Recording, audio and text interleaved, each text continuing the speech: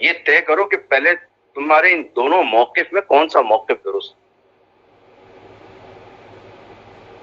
اگر M Q M کو general Zia الحق نے بنایا تھا تو اسی جنرل ضیاء الحق نے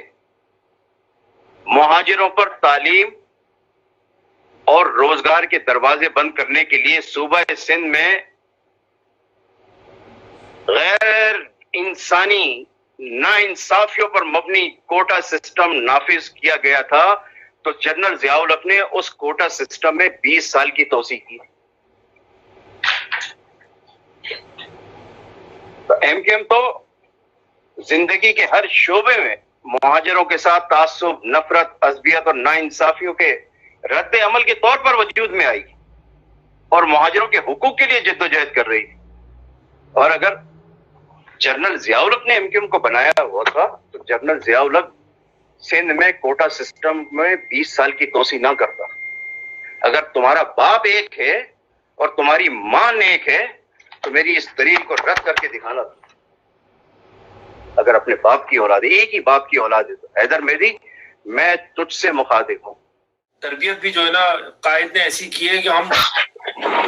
بند میں بندے ہوئے ہیں کہ ہمارے زبان سے جو الفاظ ادا ہونے چاہ رہے ہوتے ہیں وہ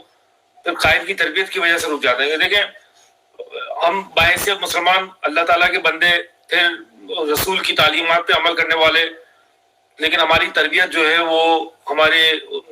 والدین یا ہمارے استاد ٹیچرز کرتے ہیں. ہم کیونکہ تحریک سے وابستہ رہے، 18 سال کی عمر میں تحریک کو جوائن کیا، 32 سال ہمارے تحریک میں ہو گئے، تو ہماری تربیت جو ہے میں اگر اپنی بات کروں تو میری تربیت میرے والدین اور میرے ٹیچر سے زیادہ میرے نظریاتی باپ اور میرے مین ٹیچر، مین استاد قائد تحریک الطاف حسین بھائی نے کی ہے. اور ان کی اس تربیت کی وجہ سے منہ سے وہ الفاظ نہیں ادا ہوتے. لیکن ان کی تربیت کا ایک اور حصہ بھی ہے، ایک اور پہلو بھی ہے جس میں انہوں نے کہا ہے کہ جو تمہارے ساتھ ہو رہا ہے آدمی ہم تمہارے جیسے، جیسا تم کرو گے، جیسا تم سناؤ گے ویسا پھر ہم بھی کریں گے، ویسا پھر ہم بھی سنائیں گے. یہ بھی ان کی تربیت کا حصہ رہا ہے کہ حق بات کو پھر حق کی طرح کہی بھی جائے. الفاظوں کے چناؤ کا بہتر طریقے سے استعمال ہونا یہ ان کی تربیت کا حصہ ہے. لیکن کبھی کبھار جب آپ کے والد، آپ کے نظریاتی باپ یا آپ کے قائد پہ اس طرح کے جھوٹے الزامات لگتے ہیں، اور اب تو بات صرف قائد تحریک الطاف حسین بھائی کی ذات تک نہیں رہی، پوری مہاجر قوم، پوری تحریک کے اوپر جو جھوٹے الزامات، اس یزید کی باقیات جو رہ گئی ہیں چند اس دنیا میں،